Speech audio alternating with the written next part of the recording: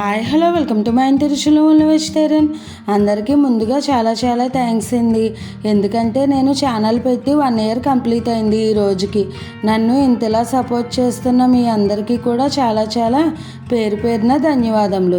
ఈరోజు 1 year complete అయిన సందర్భంగా ఒక స్పెషల్ స్వీట్ రెసిపీని ప్రిపేర్ చేసుకుందాం.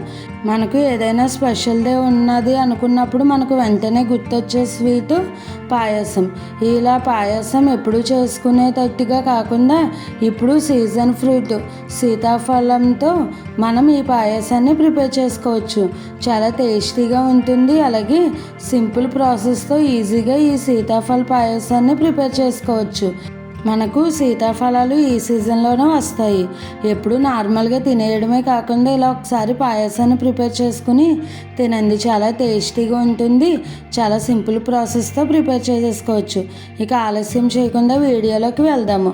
ముందుగా బాగా ముగ్గిన సీతాఫలాలను తీసుకోవాలి. 2 లేదా 3 సీతాఫలాలను తీసుకుని వీటిని గుజ్జు తీసేయాలి. మనకు ఈ సీతాఫలాల్లోంచి గుజ్జు తీయడం కూడా చాలా కష్టమైన పని అని అనుకుంటారు. అలా కాకుండా నేను చెప్పినట్టుగా ఈ ప్రాసెస్లో తీస్తే కనుక మనకు గింజలు వేరుగా గుజ్జు వేరుగా చాలా సింపుల్గా వచ్చేస్తాయి. ముందుగా ఒక గిన్నె తీసుకుని దాంట్లోకి ఇటువంటి స్టైనర్ని పెట్టుకుని ఆ స్టైనర్లోకి మనం ఈ సీతాఫల గుజ్జుని వేసేసుకోవాలి. అడుగునున్న గుజ్జుని స్టైనర్లో కాకుండా ఇలా గిన్నెలోకి వేసేసుకోవచ్చు. ఇలా కాయలోని గింజలను అన్నీ కూడా ఇలా స్టైనర్లోకి వేసేసుకున్న తర్వాత దీనిని మనం ఇలా ప్రెస్ చేస్తూ ఇలా మిక్స్ చేసుకుంటే కనుక మనకు పల్పు కిందకు వచ్చేస్తుంది. ఇలా స్పూన్తోనైనా లేదంటే చేతితోనైనా కూడా ఇలా ప్రెస్ చేసుకుంటూ ఉంటే కనుక మనకు ఈజీగా పల్పు కిందకి వచ్చేస్తుంది. తర్వాత వీలైనంతగా గింజల్ని ఇలా మనం పక్కకు తీసేసుకుంటూ మనం ఇలా ప్రెస్ చేసుకుంటే కనుక మనకు ఈజీగా త్వరగా అయిపోతుంది. ఇలా అంతా కూడా మనకు ఎన్ని కాయలు అయితే అన్ని కాయలు ఇలా తీసేసుకోవచ్చు. మనకు 1 కప్పు వరకు గుజ్జు రావాలి.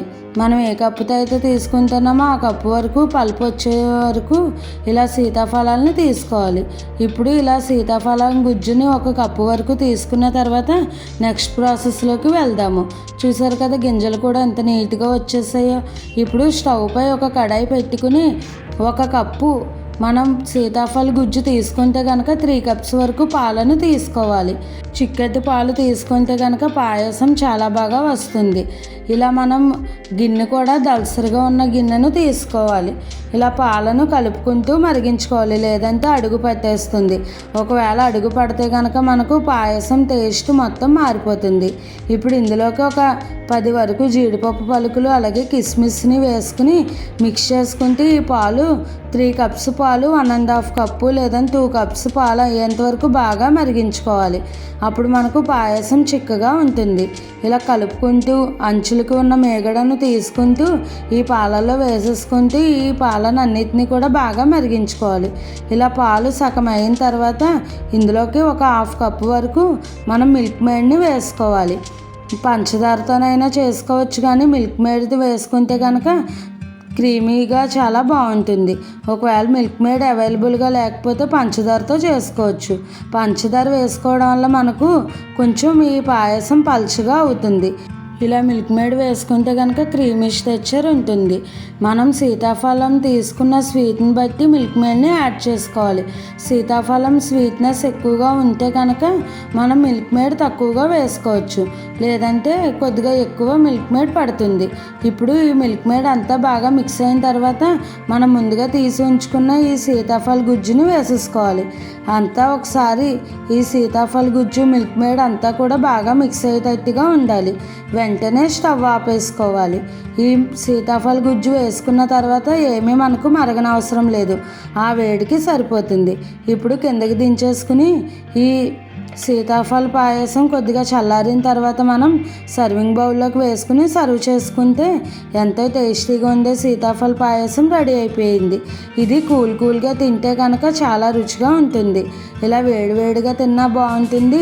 అదే ఫ్రిడ్జ్లో పెట్టుకుని చల్లగా తిన్నా కూడా ఇంకా రుచి చాలా బాగుంటుంది. పైన కొద్దిగా సీతాఫల గుజ్జుతో గార్నిష్ చేసుకుని సర్వ్ చేసుకుంటే ఎంతో టేస్టీగా ఉండే సీతాఫల పాయసం రెడీ అయిపోయింది. ఇలా సీజనల్ సీజనల్ ఫ్రూట్స్తో మనం ఇలా వెరైటీగా ఒకసారి ట్రై చేసి చూడండి. చాలా టేస్టీగా ఉంది, పిల్లలకు కూడా చాలా బాగా నచ్చుతుంది.